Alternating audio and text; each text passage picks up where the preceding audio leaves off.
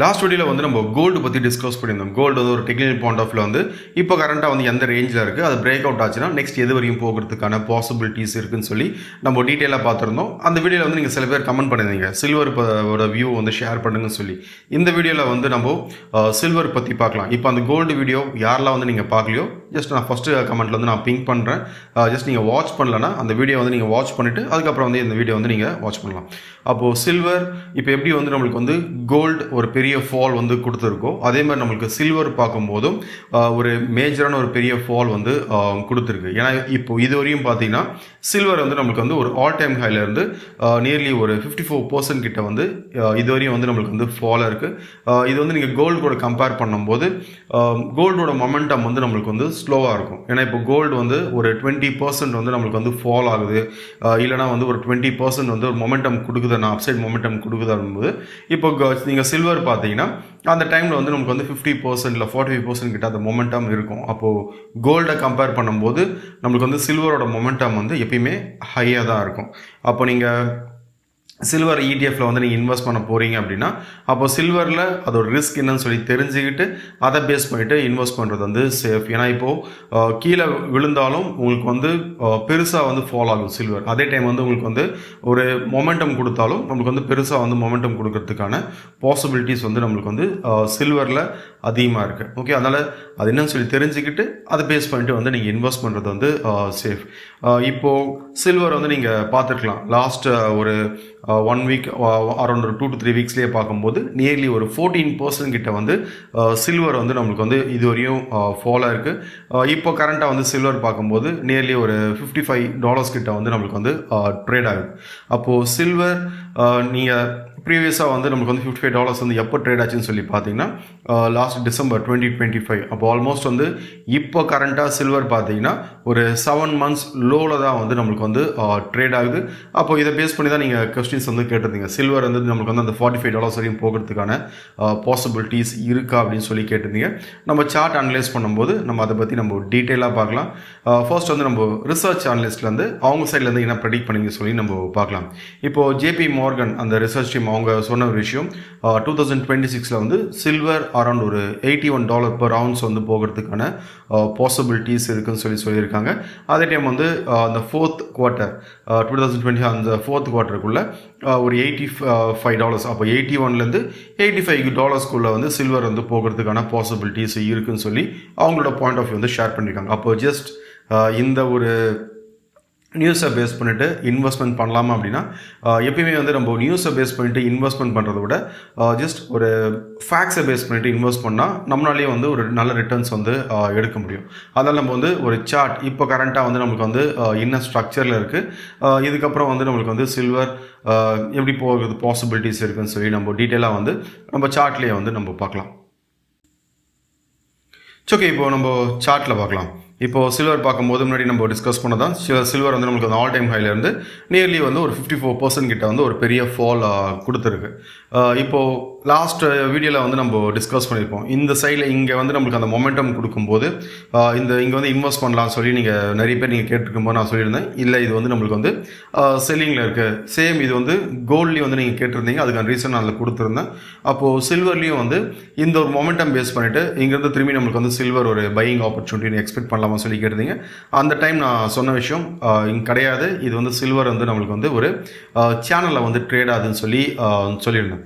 அது 1 by 1 வந்து நம்ம பார்க்கலாம். இன்னொரு ரீசன் எப்பயுமே வந்து நம்மளுக்கு வந்து மார்க்கெட் ஒரு புல்லிஷ் மொமெண்டம் கொடுக்குது அப்படின்னா உடனே வந்து நம்ம வந்து ஒரு பையிங் போகிறது சேஃப் கிடையாது. ஏன்னா இப்போது ஃபார் எக்ஸாம்பிள் இப்போது ஒரு இன்வெஸ்ட்மெண்ட் வரும்போது டைம் வந்து நம்மளுக்கு வந்து இம்பார்ட்டன்ஸ் கொடுப்போம். ஏன்னா இப்போ இங்கேருந்து நீங்கள் இங்கே வந்து நீங்கள் பை பண்ணிட்டுக்கப்புறம் திரும்ப மார்க்கெட் வந்து இங்கேருந்து மேலே போகாமல் கீழே ஃபால் ஆக ஆரம்பிச்சுது அப்படின்னா திரும்ப நம்மளுக்கு வந்து ப்ரீவியஸாக நம்ம எங்கே வாங்கணுமோ அந்த இடத்து வரத்துக்கே வந்து நம்மளுக்கு வந்து டைம் அதிகமாக இருக்கும். மினிமம் ஒரு 6 months to 1 year வந்து எடுக்கும். அப்போது ஒரு இன்வெஸ்ட்மெண்ட் நீங்கள் பண்ண போகிறீங்கன்னா அதில் நம்ம இம்பார்ட்டண்ட்டாக பார்க்க வேண்டிய விஷயம் வந்து ஃபஸ்ட்டு ட்ரெண்டு, ரெண்டாவது வந்து நம்மளுக்கு வந்து அந்த ட்ரெண்ட் ரிவர்சல் ஆச்சா, இங்கேருந்து கண்டிப்பாக மார்க்கெட் வந்து போகுமா, அதனால் நீங்கள் இன்வெஸ்ட்மெண்ட் பண்ண போகிறீங்கன்னா 2 மேஜரான ஒரு இம்பார்ட்டன்ட் விஷயம் வந்து பார்த்துட்டு அதுக்கப்புறம் இன்வெஸ்ட் பண்ணும்போது ஃபர்ஸ்ட் வந்து நம்ம வந்து டைம் சேஃப் கார்ட் பண்ணுவோம். ரெண்டாவது வந்து அது ஒரு நல்ல ரிட்டர்ன்ஸ் வந்து நம்மளால் எடுக்க முடியும். But most of the details பண்ணுற ஒரு விஷயம் இங்கே வந்து இன்வெஸ்ட் பண்ணிவிட்டு கீழே போனால் கூட நம்மளே கன்வின்ஸ் பண்ணிப்போம். இல்லை வந்து நான் வந்து லாங் டேர்முக்கு தான் வந்து நான் போட்டிருக்கேன், அதனால் வந்து இதை கீழே போனால் கூட ப்ராப்ளம் கிடையாதுன்னு சொல்லி நம்மளை வந்து கன்வின்ஸ் பண்ணிப்போம். அதனால் எப்பயுமே வந்து ஒரு நியூஸ் அதுக்கப்புறம் வந்து இப்போ யாராச்சும் ஃப்ரெண்ட்ஸ் சொல்கிறாங்க அதனால் வந்து நான் பை பண்ண போகிறேன் அந்த மாதிரி பண்ணாமல் ஒரு ஃபேக்ட்ஸை பேஸ் பண்ணிவிட்டு பண்ணுறது வந்து எப்பயுமே வந்து சேஃப். ஓகே, இப்போது இந்த இடத்துல வந்து இந்த புல்லிஷ் மொமெண்டம் கொடுக்கும்போது நான் வந்து ஏன் இந்த இடத்துல வந்து பை போகணும்னு சொல்லி ஜஸ்ட் நான் வந்து எக்ஸ்பிளைன் பண்ணுறேன். இப்போ இங்கே பார்க்கும்போது இப்போ ப்ரீவியஸாக வந்து நீங்கள் பார்த்துருக்கலாம். ப்ரீவியஸாக வந்து நமக்கு வந்து இந்த இடம் வந்து சப்போர்ட் லெவலாக வந்து ஆக்ட் ஆகுது. இப்போ இந்த இடம் சப்போர்ட்டாக ஆக்ட் ஆகுது. அப்போ இது பிரேக் அவுட் ஆச்சுன்னா ஆட்டோமேட்டிக்காக நம்ம என்ன ஆகும், இந்த இடம் வந்து நம்மளுக்கு வந்து ஒரு ரெசிஸ்டன்ஸ் லெவலாக வந்து ஆக்ட் ஆகும். அப்போது இந்த புல் பேக்குக்கு சொன்ன விஷயம், இது பிரேக் அவுட் ஆச்சுன்னா அதுக்கப்புறம் வந்து பையிங் போகலான்னு சொல்லியிருப்பேன்.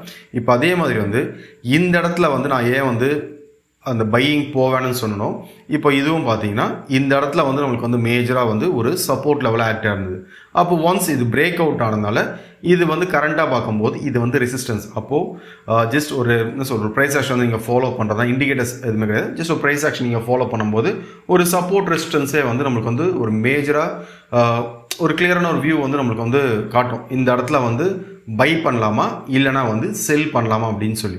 அப்போ ஜஸ்ட் நான் அனலைஸ் பண்ணும்போது தெரிஞ்சது இந்த இடத்துல சப்போர்ட் இருக்குது. அப்போ ப்ரீவியஸாக வந்து இந்த இடத்துல வந்து நம்மளுக்கு வந்து ஒரு ரெசிஸ்டன்ஸாக வந்து ஆக்ட் ஆகும். அப்போ வந்து இங்கே வெயிட் பண்ணலாம். ஒன்ஸ் அந்த ரெசிஸ்டன்ஸ் வந்து பிரேக் அவுட் ஆச்சுன்னா பை பண்ணலாம்னு சொல்லி நான் லாஸ்ட் இதுலேயே வந்து சொல்லியிருந்தேன். அதுக்கப்புறம் நீங்களே பார்த்துக்கலாம். இங்கே ஹிட் பண்ணிட்டுக்கப்புறம் தான் மார்க்கெட் வந்து திரும்பியும் இங்கே வந்து ஒரு மேஜரான ஒரு ஃபால் லாஸ்ட்டு ஒரு 10 ட்ரேடிங் செஷனில் வந்து நீங்கள் பார்த்துக்கலாம். அரௌண்ட் ஒரு $64 இப்போ கரண்ட்டாக வந்து பார்க்கும்போது நியர்லி ஒரு $55 கிட்ட வந்து நம்மளுக்கு வந்து ஹிட் ஆகிட்டு இப்போ கரண்ட்டாக வந்து நமக்கு சில்வர் பார்க்கும்போது ஒரு சைட் வேஸ்க்குள்ளே ட்ரேட் ஆகுது. அப்போ சில்வர் இப்போது கரண்ட்டாக வந்து நம்மளுக்கு வந்து என்ன ட்ரெண்டில் இருக்குன்னு சொல்லி பார்த்தீங்கன்னா இது வந்து நம்மளுக்கு வந்து செல்லிங்கில் இருக்குது. ஃபர்ஸ்ட் திங் இது வந்து நம்மளுக்கு வந்து பையிங்கில் கிடையாது.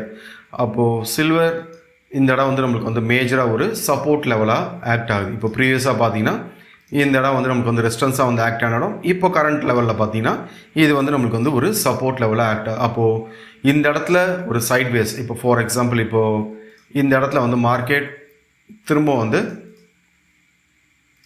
எப்போ வந்து ஒரு பையிங் போகலாம் அப்படின்னா இந்த இடத்துல வந்து மார்க்கெட் திரும்பி வந்து ஒரு டபுள் பாட்டம் இல்லை இந்த இடத்துலேருந்து ரிவர்சல் ஆகிட்டு இங்கேருந்து ஒரு புல் பேக் கொடுத்தது அப்படின்னா ஒரு பிரேக் அவுட் பார்த்துட்டு ஒரு பையிங் போகலாம். அப்போ பையிங் போனால் கூட எது வரையும் வந்து நம்ம டார்கெட் வந்து எக்ஸ்பெக்ட் பண்ணலாம். ஏன்னா இப்போது இது நீங்கள் எண்ட் டு எண்ட் ஒரு ஃபுல்லாக இன்டெப்த் அனலைஸ் பண்ணும்போது தான் நம்ம அதையும் ப்ரெடிக்ட் பண்ணலாம். அதனால் இப்போ பை பண்ணிட்டா ஒரு ஃபுல் ஃப்ளெஜ்ஜாக வந்து போயிட்டு திரும்பி அந்த $81 போய் ஹிட் ஆகுமானா அந்த மாதிரிலாம் போகாது. ஏன்னா அப்சைடில் பார்க்கும்போது ஒரு ட்ரெண்ட் லைனில் இருக்குது தெரியுதா. அப்போ இங்கே வந்து பிரேக் அவுட் ஆச்சுன்னா இந்த ஒரு சின்ன ஒரு மொமெண்டம் தான் வந்து இப்போதைக்கு நம்ம சில்வரில் வந்து எக்ஸ்பெக்ட் பண்ணலாம். அது எப்போ அப்படின்னா ட்ரெண்ட் ரிவர்சல் ஆச்சுன்னா, அப்போ இங்கே ஹிட் பண்ணிவிட்டு இந்த சப்போர்ட் வந்து பிரேக் அவுட் ஆகாமல் ட்ரெண்ட் ரிவர்சல் ஆச்சுன்னா இந்த லெவலில் வந்து நம்ம எக்ஸ்பெக்ட் பண்ணலாம். இல்லை நம்மளுக்கு வந்து திரும்பியும் அந்த மொமெண்டம் வந்து ட்ரெண்ட் வந்து கண்டினியூ ஆக போகுது அப்படின்னா திரும்ப நெக்ஸ்ட் லோ ஆஃப் சப்போர்ட் லெவல்ஸ்னு சொல்லி பார்க்கும்போது அரௌண்ட் ஒரு $46 கிட்ட வந்து நேரில் ஒரு $47 கிட்ட வரத்துக்கான பாசிபிலிட்டிஸ் இருக்குது. அப்போது ஃபர்ஸ்ட் திங் இங்கே வந்து ட்ரெண்ட் ரிவர்சல் ஆக போதா இல்லைனா வந்து ட்ரெண்ட் கண்டினியூ ஆக போதா இதை வந்து ஒரு கன்ஃபர்மேஷனுக்காக வெயிட் பண்ணிவிட்டு அதுக்கப்புறம் வந்து ட்ரேட் பண்ணுறது வந்து சேஃப். இல்லை நீங்கள் இன்வெஸ்ட்மெண்ட் போகிறீங்கனாலும் ட்ரெண்ட் ரிவர்சல் ஆனதுக்கப்புறம் இல்லை வந்து இன்வெஸ்ட் பண்ணுறது வந்து ஒரு நல்ல விஷயமா இருக்கும். இல்லை நீங்கள் எஸ்ஐபியில் பண்ண போகிறீங்கன்னா அவங்களுக்கு வந்து ப்ராப்ளம் கிடையாது. ஏன்னா கீழே வர நீங்கள் என்ன பண்ண போகிறீங்கன்னா யூனிட்ஸாக தான் வந்து நீங்கள் வந்து ஆவரேஜ் பண்ண போகிறீங்க. அதனால் அவங்களுக்கு ப்ராப்ளம் கிடையாது. இல்லை நான் வந்து ஒரு ஸ்டாண்டர்டாக வந்து ஒரு ஷார்ட் டேர்ம் நான் தெரிஞ்சுக்கிட்டு பண்ண போகிறேன், ஒரு இந்த இடத்துல வந்து மார்க்கெட் ரிவர்சல் பார்த்துட்டு ஒரு பை ஆகும்போது ட்ரெண்ட் பண்ணும்போது அப்போது வந்து அவங்க என்ன பண்ணலாம், இங்கே வந்து வெயிட் பண்ணிவிட்டு அதுக்கப்புறம் ஒன்ஸ் ட்ரெண்ட் ரிவர்சல் ஆச்சுன்னா அதுக்கப்புறம் வந்து இன்வெஸ்ட் பண்ணுறது சேஃப். அதனால் இது வந்து நமக்கு வந்து க்ரூஷலாக நியர்பை பார்க்கும்போது க்ரூஷலாக ஒரு சப்போர்ட் லெவலாக இருக்கும். அப்போ இது பிரேக் அவுட் ஆச்சுன்னா நெக்ஸ்ட் வந்து இந்த லெவலுக்கு வரதுக்கான பாசிபிலிட்டிஸ் இருக்குது. இப்போது ஜஸ்ட் ஒரு லோயர் டைமில் போனீங்கன்னா இன்னும் ஒரு கிளியர் வியூ வந்து கிடைக்கும். இப்போ கரண்ட்டாக வந்து நம்மளுக்கு பார்க்கும்போது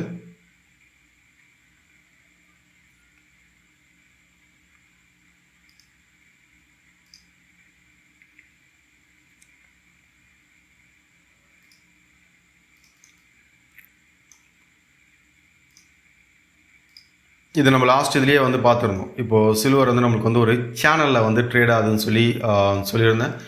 இப்போ கரண்ட்டாக எங்கே இருக்குன்னு பார்த்தீங்கன்னா, அந்த சில்வர் வந்து அந்த சேனலோட டாப் அந்த லெவல் ஹிட் பண்ணிட்டு அப்புறம் தான்